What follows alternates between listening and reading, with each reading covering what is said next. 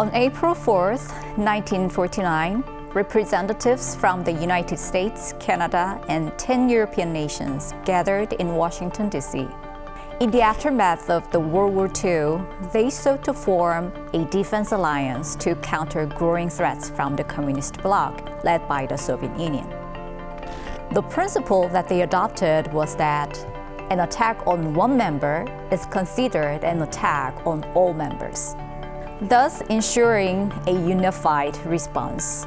This historic meeting marked the creation of the North Atlantic Treaty Organization, or NATO, formed by 12 nations spanning both sides of the Atlantic, Europe and North America.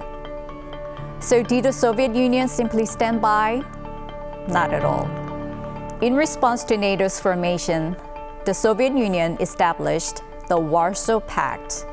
In 1955, a collective military alliance of the Eastern Bloc countries. Throughout the Cold War, NATO and the Warsaw Pact were two major military blocs, each striving to deter a full-scale war with one another. But then, NATO's strategic concept faced a historic challenge. In 1991, the collapse of the Soviet Union left NATO without its primary adversary, the communist bloc, on which its collective defense mission had been built. With the dissolution of the Warsaw Pact, some began to question whether NATO should also disband or at least scale back its role. However, NATO not only remained intact, but its role was strengthened. Why? While the risk of large-scale military conflict between major powers decreased after the Cold War, new security threats emerged: ethnic conflict, regional disputes, and the proliferation of weapons of mass destruction. NATO, in response, began adapting its strategic concept accordingly. The alliance shifted its focus to peacekeeping missions and crisis management, demonstrating flexibility in addressing emerging threats and challenges of each era. One notable example is NATO's intervention in the Balkan conflicts in 1995, which played a crucial role in ending the civil war in Bosnia and Herzegovina. Since then, NATO's mission has focused on strategically managing Europe's unstable political landscape. In 1999, NATO forces led by the US launched airstrikes in Kosovo without UN Security Council resolution.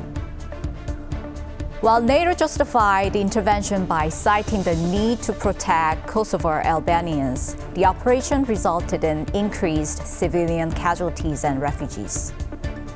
The lack of UN approval triggered debates over the legitimacy of NATO's military intervention, highlighting the complex and turbulent transition the alliance faced at the time. NATO moved beyond its original anti-Soviet role, redefining itself as a pan-European security organization. Following the 9/11 attacks in 2001, NATO identified terrorism as a new global threat. For the first time in its history, NATO invoked Article 5 of the treaty, committing its members to support the US. This led to the deployment of the International Security Assistance Force to Afghanistan, marking the start of NATO's out-of-area operations and expanding its geographic focus beyond Europe. At the same time, NATO's strategic scope broadened to address non-traditional threats like terrorism and the proliferation of weapons of mass destruction. This expansion also deepened NATO's security partnership with non-European nations, including those in the Asia-Pacific region. To elevate Russia's concerns over NATO's expanding missions and membership, the alliance promoted Partnership for Peace program, focusing more on crisis management and cooperative security, rather than traditional collective defense.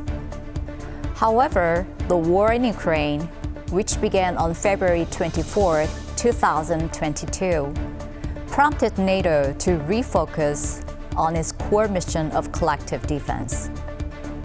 Finland and Sweden both neutral for over 70 years, decided to join NATO in response to Russia's invasion of Ukraine, further strengthening the alliance's collective defense capabilities. Moreover, in June 2022, NATO leaders adopted a new strategic concept.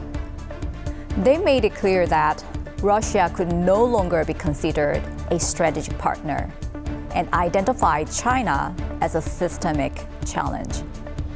This marked a formal shift in NATO's stance, signaling its intent to engage more actively in the Indo-Pacific region, where competition with China is intensifying. NATO also announced plans to strengthen its partnership with countries in this region. NATO has institutionalized cooperation with the 4 Indo-Pacific nations, South Korea, Japan, Australia, and New Zealand, to jointly address growing ties between North Korea, China, and Russia. NATO's newly appointed Secretary General, Mark Rutte, who took office on October 1st, has already strongly criticized China's support for Russia, indicating that NATO will maintain its strategy of countering both Russia and China. Today, NATO has 32 member states across Europe and North America, with Finland and Sweden as its newest members, adding roughly 300,000 more active and reserve forces to the alliance. While some countries like Switzerland continue to uphold their neutrality, nations such as Ukraine, Bosnia and Herzegovina, and Georgia continue to seek NATO membership, indicating that the alliance may expand further. As NATO evolves its strategic concepts to adapt to the changing times, it remains the world's largest and most powerful security organization, a reputation it is likely to maintain for the foreseeable future.